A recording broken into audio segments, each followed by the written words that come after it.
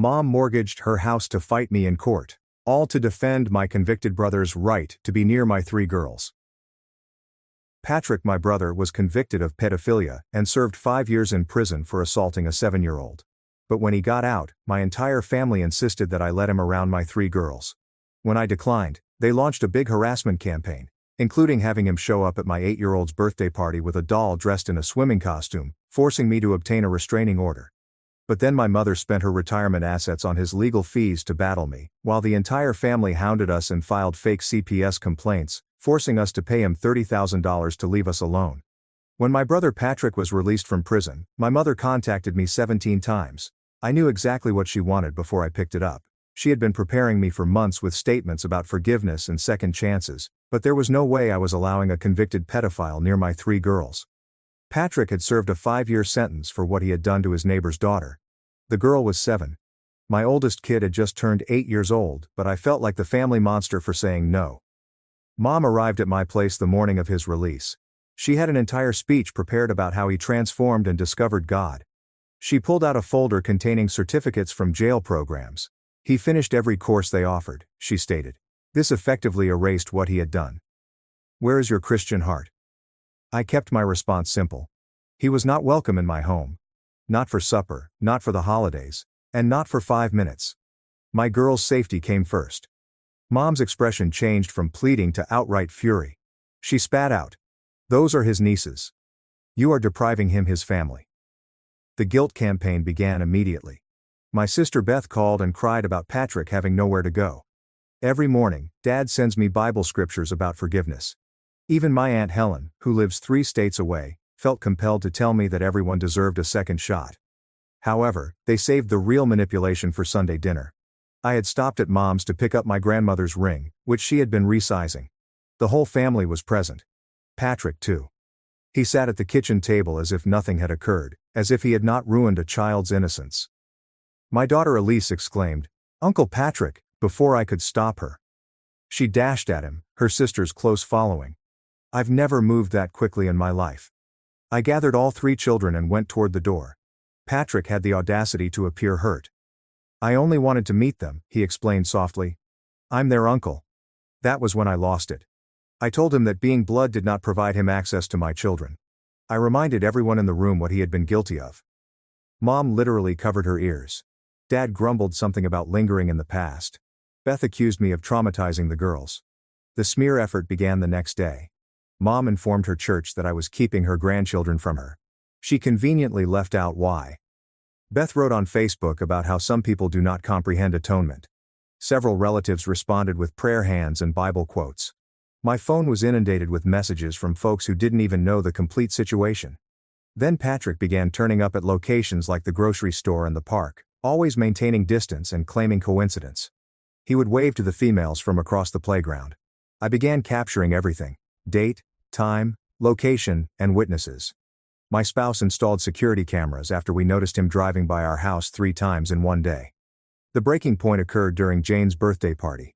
We rented the community center and invited her to the entire class. Halfway through the cake, Patrick entered with a gift. Mom trailed behind him, smiling as if she had organized something wonderful. Every girl deserves an uncle on her birthday, she stated. Parents began snatching their children and left. One father recognized Patrick from the Register website. Within minutes, our daughter's party had been wrecked. Jane cried in the restroom as her classmates' parents murmured in the parking lot. He brought a bathing suit-clad doll as a present. I applied for a restraining order the next morning. That's when the real war began. Mom used her retirement resources to employ Patrick, a lawyer. They claimed I was alienating him from his family. The lawyer contended that Patrick had served his sentence and deserved to see his relatives. My mother testified against me in court. The judge granted a temporary order but warned that it might not last long. Patrick had finished his probation. He wasn't breaking any rules by being near us. The final hearing was scheduled for next month. Meanwhile, familial harassment escalated. Dad began turning up at my husband's workplace, urging him to speak reason into me. Beth attempted to pick up the girls from school, stating I had requested her to. The school had to remove my entire family off the permitted pickup list. Even family I hadn't spoken with in years took sides. Last night I discovered Elise going through old Christmas photos on my phone. "Why don't we see Uncle Patrick anymore?" she inquired. Grandma says, "You are being rude to him." I wanted to shout. Instead, I hugged her tightly and changed the subject, but I knew this was far from over. The final hearing was in 2 weeks, and Mom had made it clear that she'd mortgage her house to fight me. That's when I realized how far this would go, and I knew I had to get ahead of whatever Mom was planning. The mortgage threat wasn't empty. She'd already spent her retirement savings on Patrick's lawyer. I began calling every family law attorney in town and scheduling consultations. If I could conflict them out by meeting with them first, Mom would have to look elsewhere for representation. My husband took time off work to assist with the girls while I prepared for court, and we enrolled them in after-school programs to reduce the possibility of unexpected family visits. After Beth's pickup attempt, the school principal agreed to personally escort them to the bus. 3 days later, I received a call from my cousin Cheryl, who had always remained neutral in family drama, and she asked if we could meet for coffee. Against my better judgment, I agreed. Cheryl looked exhausted as she sat across from me in the cafe. She looked around uneasily before pulling out her phone. "I need to show you something," she said, scanning through her texts. "Your mother has been organizing the family. She has a group chat." My stomach fell as I read the messages. 23 family members were actively plotting methods to push Patrick and my daughters to communicate. They talked about showing up at school activities, unexpectedly stumbling into us at the supermarket, and even having various relatives petition for grandparent rights to legally overwhelm me. Cheryl slid her phone back into her purse. The worst part was seeing how they talked about me. According to them, I was mentally unstable, vindictive, and poisoning my children against their loving family. Mom had convinced them all that Patrick's conviction was a misunderstanding, and that the girl's family had overreacted. "I have kids too," she added gently. I checked the court records. What did Patrick do? It was not a misunderstanding. I spent the rest of the day screenshotting everything Cheryl texted me. The group conversation revealed their whole playbook, and they intended to load the courtroom with supporting family members, including several aunts and uncles who had prepared character letters for Patrick. Mom had even persuaded my childhood pediatrician to write about how devoted Patrick had been. That evening, I discovered Patrick's truck parked across from our house again, this time with Mom by his side. They sat there for an hour just watching, and when my husband went outside to confront them, they drove away, only to return the next morning. The girls noticed the tension, and Jane inquired as to why we couldn't eat at restaurants anymore. Our lawyer suggested that the repeated surveillance could strengthen our case, but cautioned that family court judges frequently favored reconciliation. Patrick's completion of his sentence worked in his favor, and the system regarded him as rehabilitated. A week before the hearing, I was carrying groceries when I saw a woman observing me from across the parking lot. Elise asked why Grandma couldn't babysit, and I gave her vague excuses about everyone being busy. But kids are smart, and they sensed something was wrong. She approached me as I locked my trunk, introducing herself as Patricia from Child Protective Services. Someone had put in a report about me denying my children access to family. My hands shook as I gave her my lawyer's contact information. Patricia was professional, but thorough. Our lawyer subpoenaed the CPS complaint, which alleged emotional abuse through family alienation. The home visit went well, the girls' rooms were clean, the fridge was stocked, their artwork covered the walls, and they chatted happily with Patricia about school and friends. But I knew this was just another tactic to wear me down. It was no surprise that it came from Mom's address, as she had formally accused me of emotional abuse for protecting my children from a convicted pedophile. The irony would have been laughable if it hadn't been so terrifying. As the hearing approached, Patrick became more daring, jogging past our house every morning, always careful to stay on public property, and waving at the windows, knowing the girls might see. I kept them away from the front rooms, but it meant living like prisoners in our own home. Dad left voicemails about how I was destroying the family. Beth sent long emails about forgiveness and healing. Relatives I'd blocked created new social media accounts to message me. They all sang the same tune. I was cruel, unreasonable, and unchristian. Then came the letters. Mom orchestrated a campaign in which family members wrote I intercepted the letters addressed to them at our house, but the violation felt profound. They were attempting to manipulate my children directly now. I read each letter before shredding it, and they all followed a template. How much they missed the girls. How sad Uncle Patrick was. And how Mommy was keeping them apart. One aunt even included photos of Patrick looking dejected. My husband installed additional locks and an alarm system, and another sent drawings Patrick had allegedly made for them in prison. I'm curious why the entire family is so invested in defending Patrick's rights. With 23 relatives in a group chat and coordinated letters from everyone. We changed our routes to school and activities. I started grocery shopping in the neighboring town, and we basically went into hiding while living in our own house. The weekend before court, Mom made her biggest move yet. She filed for emergency grandparent visitation rights, painting me as an unstable mother who had cut off family access without cause. She demanded immediate supervised visits with the girls, with Patrick allowed to attend as their uncle. Our lawyer called it a kitchen sink approach. Throw everything at the wall and see what sticks.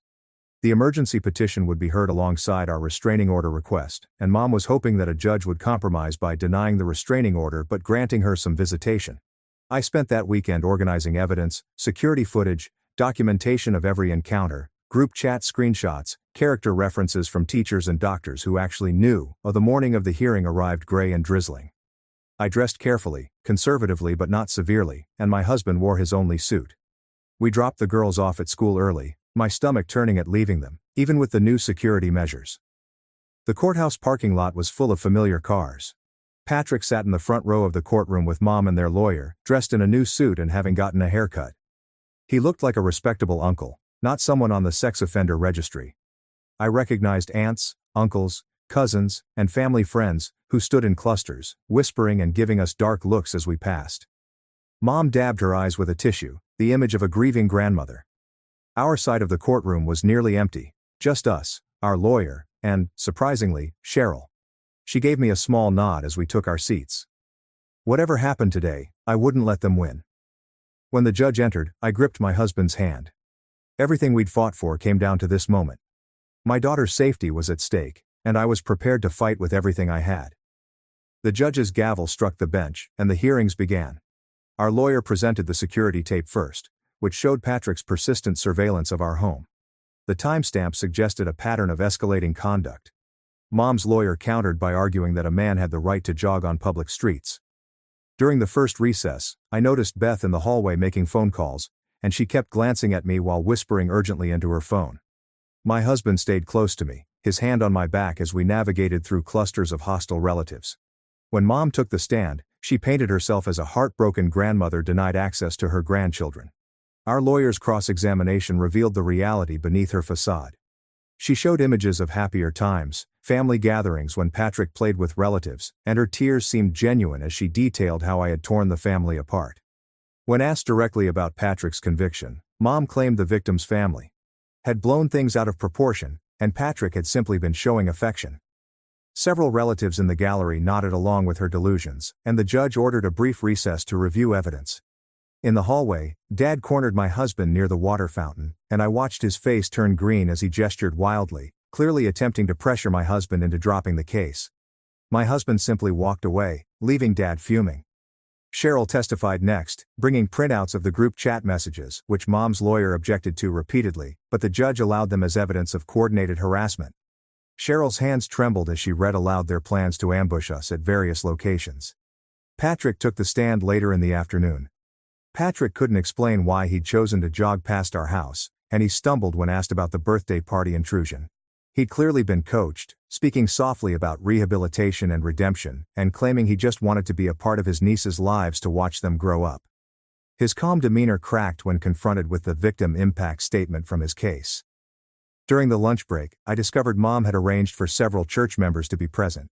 They filled an entire row wearing matching crosses and shooting disapproving looks my way. One woman I recognized from Mom's Bible study group hissed at me in the bathroom. The CPS investigation results were then presented. Patricia herself testified that she'd found no evidence of abuse or neglect, and that the children were thriving and well-adjusted. Mom's lawyer tried to spin this as evidence that the girls needed their extended family, but it fell flat. My testimony came last, and I detailed every incident, every violation of boundaries, and every attempt to manipulate my daughters, as well as the letters they'd sent directly to them. I explained how we'd changed our entire lives to avoid Patrick's stalking.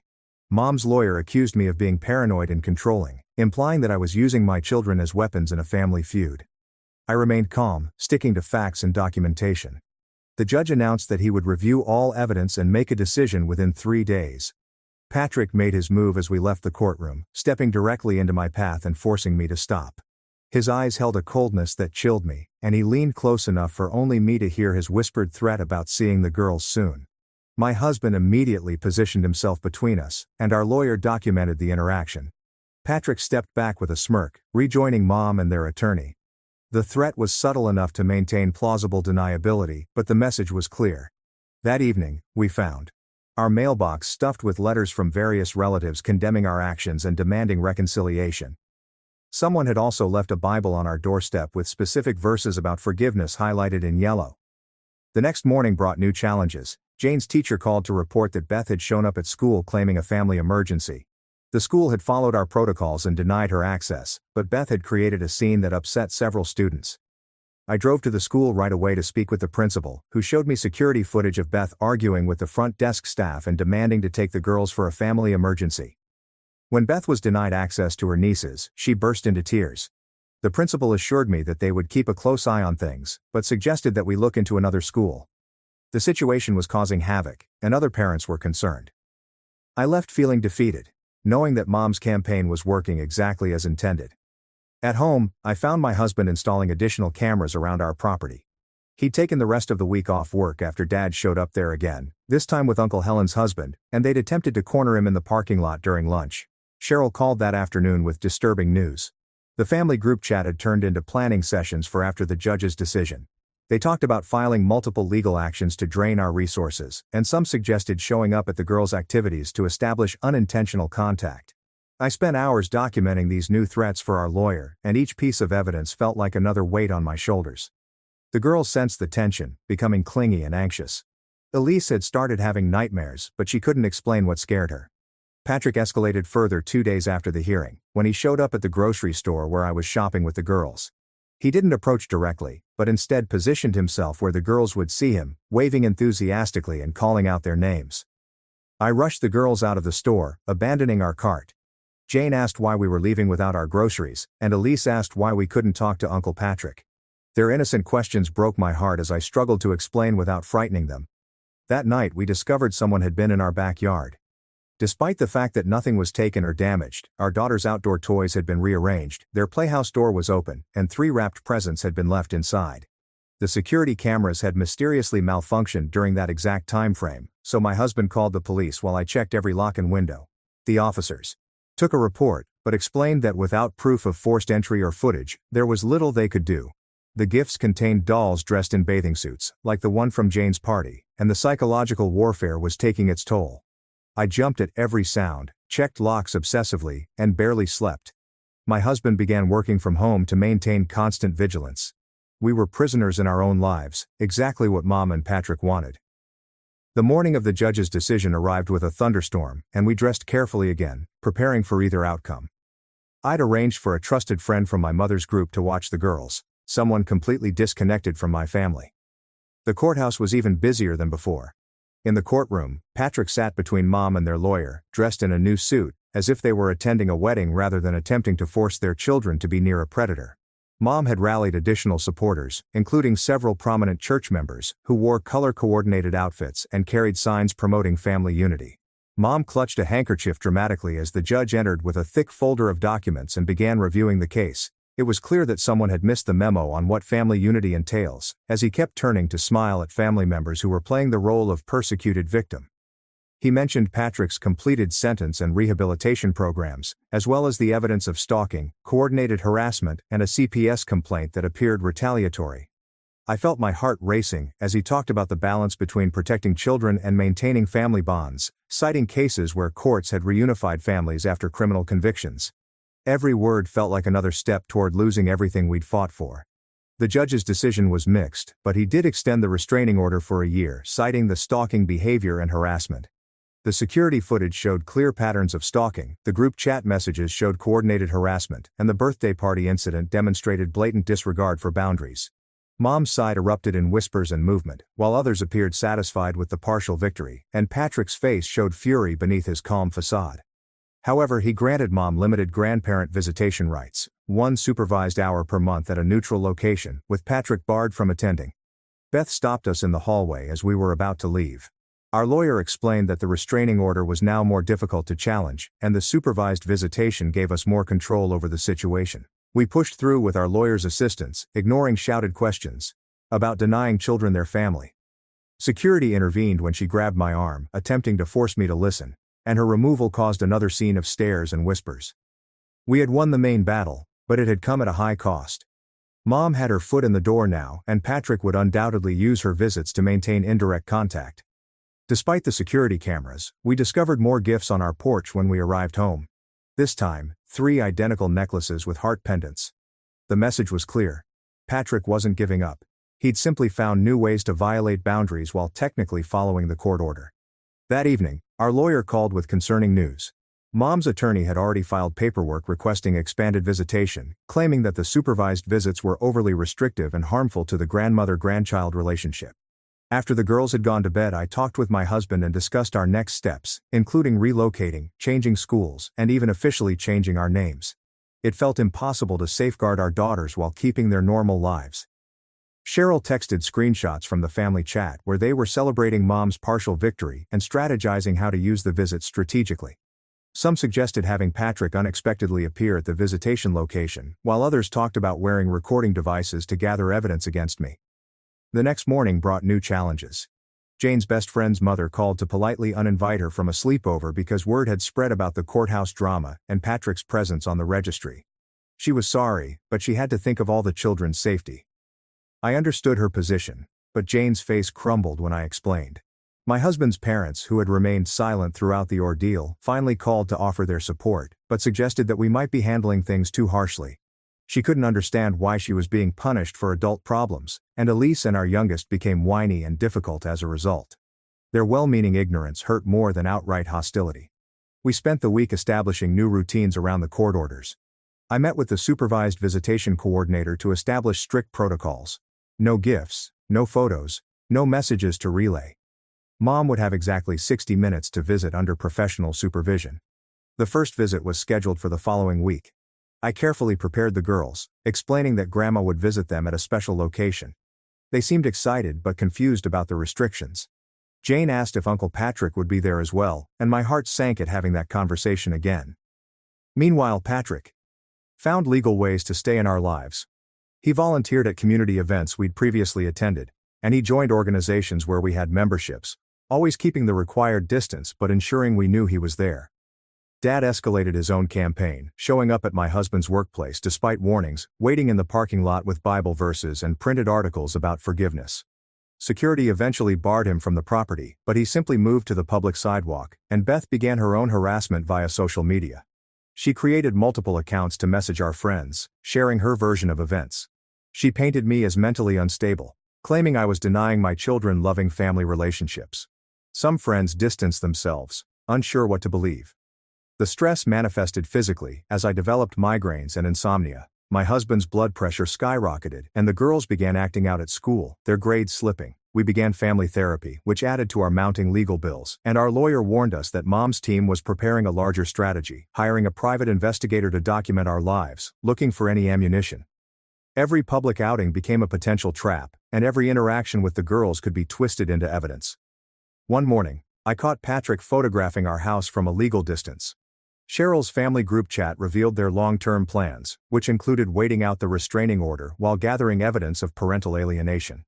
He made certain I saw him, even waving at the security camera, and he was also documenting everything. We installed panic buttons throughout the house and established code words with the girls. If anyone approached them unexpectedly, they were to find a trusted adult right away. They coached each other on what to document and how to present themselves as victims. The weight of transforming my children into cautious, fearful versions of themselves crushed me every day.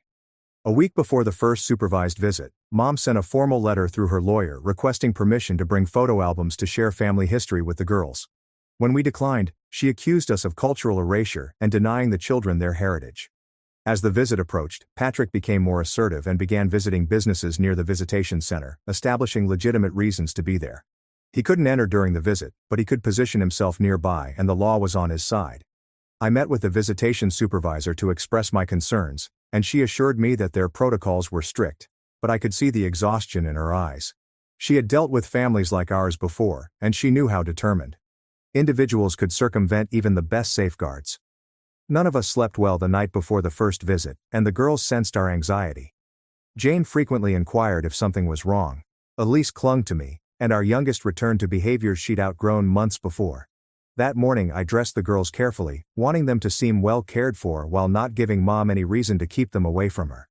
My hands shook as I braided their hair, and my husband double-checked the recording device our lawyer had permitted us to carry. The visitation center was a converted house designed to feel comfortable while maintaining security, and we came early to familiarize the kids with the surroundings. The supervisor took the girls to the visitation room while we waited in a separate area. Mom arrived on time, dressed impeccably, and carrying a small bag. Her face lit up as she saw the girls through the window, and for a brief moment, I saw the grandmother she could have been if she hadn't chosen Patrick over their safety. I watched on the closed-circuit monitor as Mom hugged them sadly. She had brought approved coloring papers and crayons for 30 minutes, and it appeared to be a normal grandmother visit. Then Mom began her manipulation, talking about missing family events and how sorry everyone was.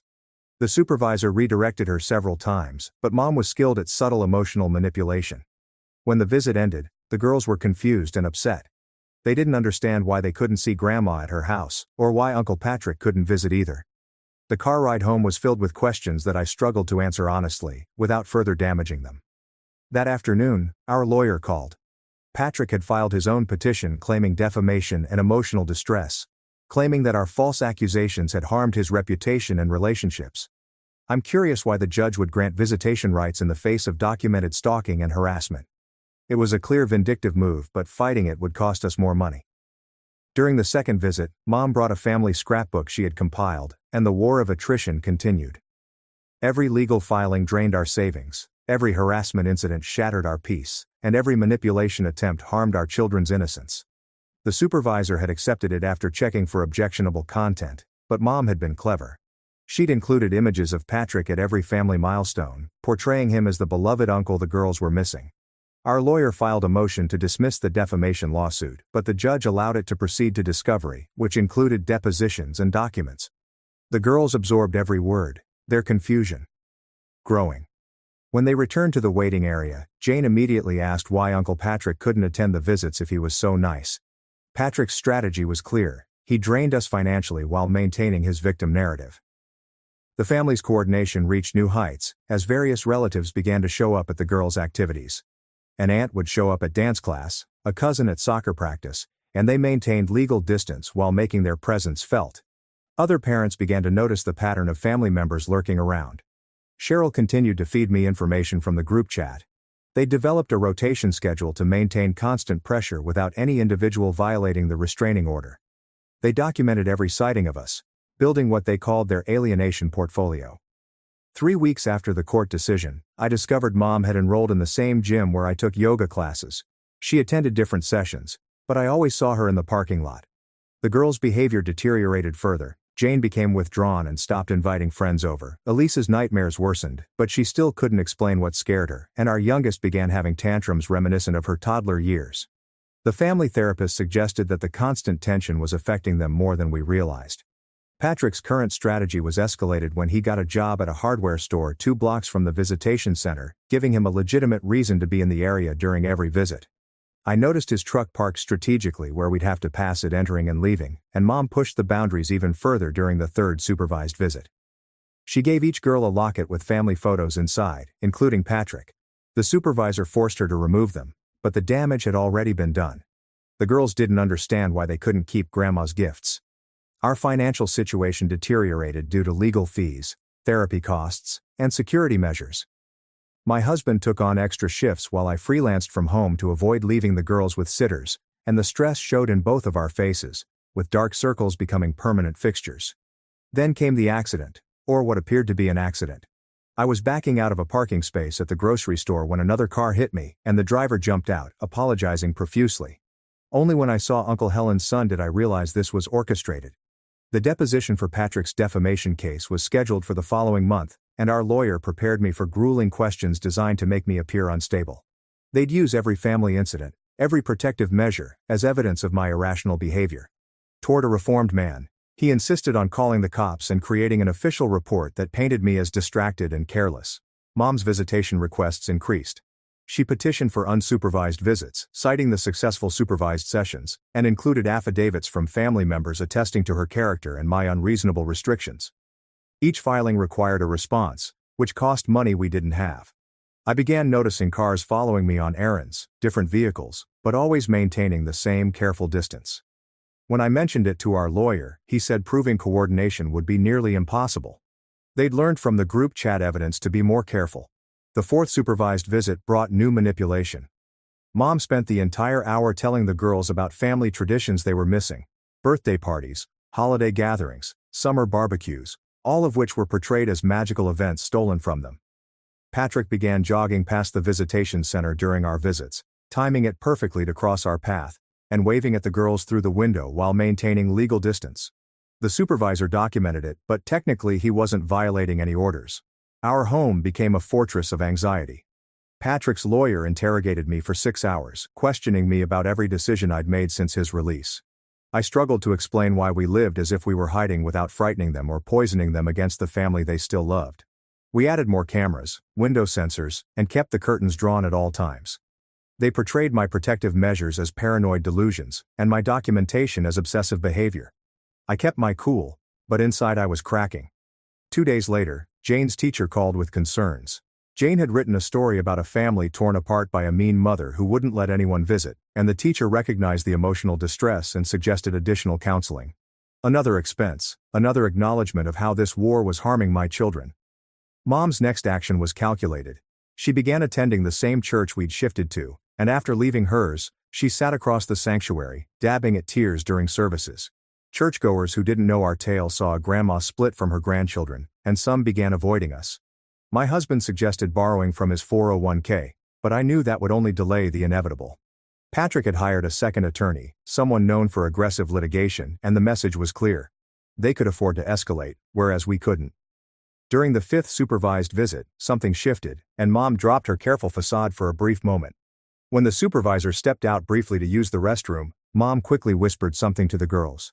I couldn't hear it through the monitor, but I saw their faces change. Jane looked scared, and Elise was confused in the car. Afterward, neither girl would tell me what Grandma had said. They exchanged glances but remained silent. That night, I found them huddled together in Jane's bed, whispering. When I entered, they immediately stopped talking. The secret Mom had planned. Patrick filed additional motions in his defamation case, claiming lost wages from jobs he couldn't get due to my slander, and requesting access to my social media accounts, email records, and personal journals. Our lawyer fought each request, but judges frequently favored broad discovery, and the family's pressure campaign evolved. Instead of making direct contact, they started a whisper campaign in our community, sending anonymous letters to parents at school, calling local businesses to question our mental stability, and gradually shrinking our world. Cheryl warned me that Mom was planning something for the holidays, and the group chat was filled with cryptic references to Christmas justice and reunion planning. The sixth supervised visit was scheduled for December 23rd, and Mom arrived with a bag of wrapped presents that the supervisor had to inspect. Each gift was appropriate, including books, puzzles, and art supplies, but each contained subtle reminders of what the girls were missing. That evening, I discovered why the girls had been secretive. Elise finally broke down and told me what Grandma had whispered. Uncle Patrick had gifts for them hidden at her house, special gifts he'd made himself, and they could have them if they could persuade Mommy to let them visit. The manipulation was masterful, and my children now had a secret with their grandmother. They didn't understand why I was being mean about presents, and Jane accused me of ruining Christmas. On Christmas Eve, we discovered 3 packages on our doorstep, left at 3 a.m. by someone in dark clothing who knew exactly where our blind spots were. Inside were handmade dolls clearly crafted with patience and skill, as evidenced by the security cameras. The card simply said, "Love, Uncle Patrick," in neat handwriting. I wanted to throw them away, but the girls had already seen them. Taking the dolls would make me the villain who stole Christmas presents, and keeping them indicated Patrick had successfully invaded our home once more. My husband and I exchanged worried glances over the girls' heads as they opened their presents on Christmas morning, clearly thinking about the dolls in the garage and the mysterious gifts at Grandma's house. I made a compromise and put them in the garage, promising that we'd figure it out later. The day after Christmas, our lawyer called with bad news. The judge in Patrick's defamation case had partially ruled in his favor, dismissing the wage loss claims but finding that I had potentially damaged his reputation beyond the scope of protecting my children, and a trial would determine damages. I sat in my kitchen, staring at the legal documents, because we couldn't afford a trial. The retainer alone would bankrupt us. Mom and Patrick had won their war of financial attrition. I had to make an impossible choice: surrender, or lose everything fighting. That night, I found my husband in the garage, looking at the dolls Patrick had made, each of which was crafted with disturbing detail and dressed like our daughters. The implications made my skin crawl, but legally they were just gifts from an uncle, and we had no proof of sinister intent. The next morning, Jane's best friend's mother called to say they were switching schools. The drama surrounding our family had become too much, and other parents were considering doing the same. During the 7th supervised visit, I instructed our lawyer to offer a settlement in Patrick's defamation case, despite the fact that the number made me sick. As I watched Mom manipulate my daughters with practiced ease, seeing their growing resentment toward me, and feeling the financial news tightening, I realized I had to change tactics. I couldn't win by playing defense anymore. Despite the fact that we didn't have $30,000, the settlement came with conditions Patrick couldn't refuse, including a permanent no-contact agreement that went beyond the restraining order. Patrick accepted the settlement, probably thinking he'd find a way around it later, and we had to liquidate our retirement accounts to pay for it. Despite the fact that it felt like paying a ransom to a kidnapper, Mom's reaction was swift and vicious. She filed for expanded visitation rights, claiming the settlement proved I'd been wrong about Patrick, but our lawyer had anticipated this, and the settlement included Patrick's acknowledgement that continued contact could be detrimental to the children's well-being. The judge who reviewed Mom's petition saw through her manipulation. He observed a pattern of escalating behavior, coordinated harassment, and the use of supervised visits to undermine parental authority. Instead of expanding access, he reduced it to quarterly visits with stricter supervision. Mom's investment in Patrick had cost her everything, including her retirement savings, relationship with her grandchildren, and now her limited access. The family group chat erupted in rage and disbelief, and Cheryl sent me screenshots of their outburst. Some blamed Mom for pushing too hard, while others blamed Patrick for taking the money. The coalition that had terrorized us for months had fractured into bitter factions, and we used the breathing room to rebuild. Jane's school agreed to put in more security measures. We found a new therapist who specialized in family manipulation dynamics, and we gradually, carefully, began explaining the age-appropriate truth to the girls about why Uncle Patrick couldn't be around them. The quarterly visits with Mom became less traumatic, and with stricter supervision and reduced frequency, she couldn't maintain the same manipulation.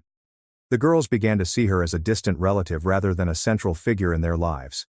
It wasn't ideal, but it was manageable. 6 months later, Patrick violated the no-contact agreement by sending birthday cards to each girl through a third party.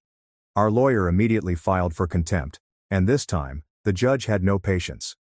Patrick faced jail time or a substantial fine, which he chose, further draining Mom's resources because she was still funding his legal battles. The extended family eventually fled, without Mom's money to fund their campaign, and with legal barriers entrenched, most found it simpler to move on. A few remained, but their individual efforts lacked the coordinated impact of the group onslaught. On the anniversary of Patrick's release, I sat in my backyard watching my daughters play. We'd paid a terrible price, financial ruin, family destruction, months of terror, but they were safe. Their innocence was scarred, but not shattered. My husband joined me, bringing coffee. We didn't need words. We'd survived by choosing the battles we could win, and accepting the costs of those we couldn't. The war wasn't over. As I hugged them close, I reflected on the cost of protection. It would never be perfect, but we'd accomplished what was most important. The girls ran up to us, their faces beaming with joy. They'd adapted to our new normal with the resilience of children, and they now understood why some family members weren't safe, why love sometimes meant keeping distance. Every parent would pay it without hesitation, but few understood the true cost until the bill came due.